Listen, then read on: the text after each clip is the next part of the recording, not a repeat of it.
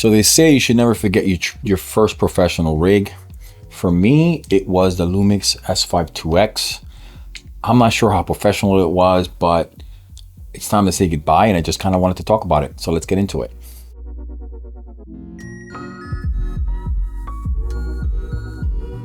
So first, I'd like to start with saying I absolutely love this camera. It has been with me for the last 2 years, and it's really been my first step into doing more professional work. Looking back, this is my first real professional camera. I know a lot of people call this like a semi-professional camera, but you know, as far as hybrids go, to me, this is very powerful, and it really did fill in a gap that I really needed at the time. So, you know, I bought it. V-Log, I don't have to tell you about it, it's great. The in-body stabilization is great. The picture profiles are good, you know, like, I'm sorry, the codecs are pretty good, if you ask me. I usually only shoot in MOV. I don't shoot in ProRes just because I don't like the file sizes. And again, this was just meant to be just a camera that I actually would put on a gimbal more than anything else. It was really the only reason I truly bought it was for the autofocus, which is very good. I will mention. And I had my Blackmagic Pocket 4K at the time. I would put that on sticks, and I would have this kind of run and gun with my gimbal. After a while, I got rid of my Pocket 4K, and I ended up getting an S9. And looking back, I should have probably sold this before I got rid of my S9, because the S9 was really good because at the end of the day, it was smaller and it was easier to travel with, which is really what I was looking for at the time, what I really needed. I do a lot of travel stuff, and traveling with something this big, especially when you're hiking and stuff, could be kind of cumbersome.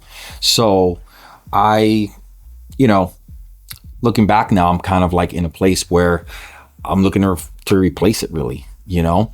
The benefits of this camera for someone who's looking to start out are absolutely amazing. I'm pretty sure you're gonna be able to pick this thing up soon for like $1,200, $1,300, which is gonna be a smoking deal for somebody who's just starting out. Now, I do have my Canon R5C, and that's basically my professional rig right now. You know, it has all the things that I wanted except open gate, which realistically I don't use. I use it, but only when I use it when I can get framing right, and that is handy with those type of situations. But you know, it's not that necessary for me, to be honest. You know, I try to get my framing right, and if it works, it works. You know, you get an external monitor and you're pretty good to go, you know, so you don't have to really worry about that kind of stuff. So I say that I love this camera, right? So why am I getting rid of it? Realistically, the reason I'm getting rid of it is because I do want something a little bit smaller to travel with that I don't have to necessarily put a screen on. You know, I've been seeing a lot of people speak about the Nikon ZR, and I know it could be a lot of hype out there, but it films raw internally, which I gotta be honest, I love, because I use internal raw recording on my Canon, and it's pretty cool.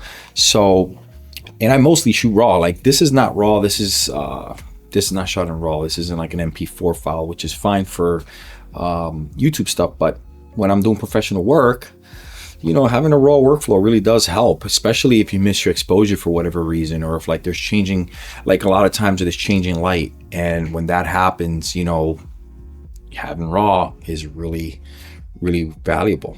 Another thing is, with that Nikon camera, that screen is so big that I won't need an external monitor, so I could travel with it better than I could with my Lumix S9. That's the reason I didn't get the Lumix S9 back. You know, I was thinking, you know, maybe I should buy another one of those, but no, I need something that I don't have to rig out. And my S9 really did need a little extra screen. It needed a little extra help, yeah, I should say. So all that being said, I feel that this camera, the S5IIX, is a phenomenal camera.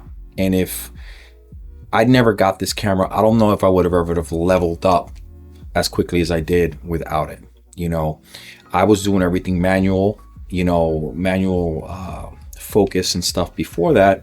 And, you know, in today's world, to be honest with you, if you're running and gunning, you need autofocus. So that was one of the first things that I had to basically overcome, you know? So on top of, I already knew how to use the Lumix system, you know? So I ended up saying, you know what, I'm gonna, you know, get me another one. So it makes sense. That's the reason I didn't jump to Sony or Canon sooner. But, you know, I love learning new things. And like a Nikon ZR, new menus, you know, doing RAW, with the red RAW stuff, I think I'm pretty intrigued by it. You know, I want to try that out. I want to see what that looks like, you know? So, yeah, so that's pretty much the reason I'm getting rid of it. And man, I got a lot invested in this thing, you know, I do. I have a lot of time invested into the system, but I've learned so much that I know I could bring it into any of the system now. Now I shoot on Canon, and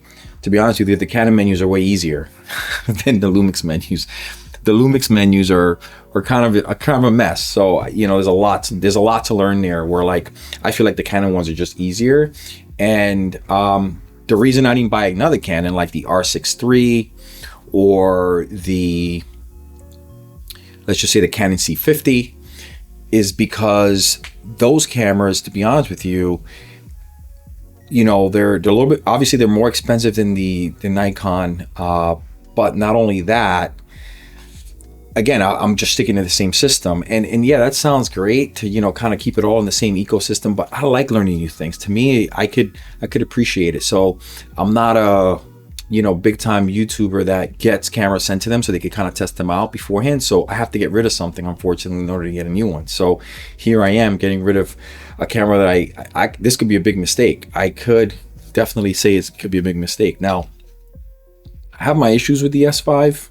Like, I feel like the video is very sharp, like super sharp sometimes. So I have to have a black pro mist filter on it in order to kind of soften it up a little bit, or use programs like, you know, plugins like Dehancer on my on DaVinci. So Dehancer will kind of take some of that off, but you don't always want to do that. Sometimes you just want to shoot right out of camera and just edit it, call it a day without that extra step. So anyway, I just wanted to kind of just walk down memory lane with this thing, and recommend it to anybody out there looking for a camera.